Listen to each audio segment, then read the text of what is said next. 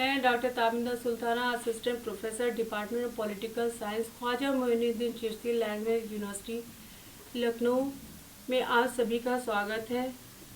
आज का topic directive principle of state policy को बताते हैं, जिसका अर्थ है राजनीति निर्देशक सिद्धांत। क्योंकि राज्य के नीति निर्देशक तत्व संविधान में शामिल हैं, इसलिए वो बहुमत दल के अस्थायी आदेश मात्र ही नहीं है, वरन उसमें राष्ट्र की बुद्धिमत्तापूर्ण स्वीकृति को बोल रही है, जो संविधान सभा के माध्यम से व्यक्त हुई थी। निर्देशक सिद्धांतों का जो अर्थ और स्वरूप है, वो भारतीय संविधान के चौथे भाग में राज्य के नीति निर्देशक तत्वों का वर्णन किया गया है।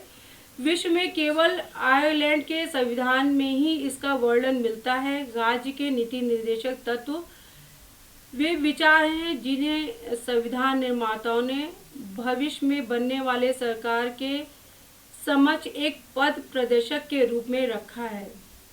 राज्य नीति निर्देशक सिद्धांतों का उद्देश्य जनता के कल्याण को प्रोत्साहित करने वाली सामाजिक व्यवस्था का निर्माण है। नीति निर्देशक तत्व राज्य की कार्यपालिका व व्यवस्थापिका के समक्ष आचार संहिता के रूप में है। देश के मौलिक अधिकार परामर्शदात्री समिति ने यह स्वीकार किया था कि इन्हें क्रियान्वित करें। डॉक्टर अंबेडकर के शब्दों में उनकी इच्छा ये थी कि कितनी ही प्रतिकूल परिस्थितियां क्यों न हो, सरकार को चाहिए कि वो इन्हें पूर्ण करने का प्रयत्न करें। उच्चतम न्यायालय ने भी कई निर्णयों में कानून को वैधता की जांच करने के इस सिद्धांत को जो है प्राथमिकता दी थी। मौलिक अधिकार और नीति निर्देशक तत्व में जो है डिफरेंसेस क्या है। यदि निर्देशक सिद्धांत और मौलिक अधिकार दोनों का संबंध नागरिक के विकास से है, तो इसलिए दोनों का एक दूसरे से घनिष्ठ रूप से संबंध भी है। सबसे पहला है कि मौलिक अधिकार न्याय योग्य है, जबकि निर्देशक सिद्धांत जो है वो न्याय योग्य नहीं है। इसका मतलब मौलिक अधिकार न्याय योग्य है और जबकि निर्देशक तत्व सिद्धांत जो है न्याय योग्य नहीं है।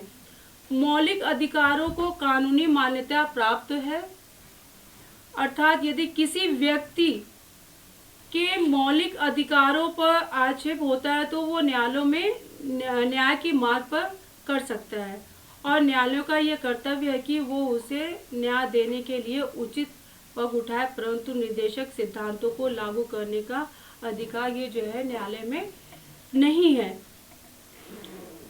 दूसरा है कि मौलिक अधिकार राज्य को कुछ विशेष कार्य करने से रोकते हैं, जबकि निर्देशक जो है सिद्धांत उसे जो है कुछ कार्य करने का निर्देश देते हैं।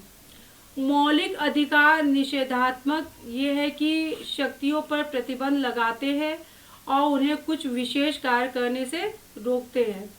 नागरिकों के अधिकार को छीनने का प्रयास नहीं करेंगे। यदि वो करते हैं तो न्यायालय प्रयास को ये जो है रोकता है।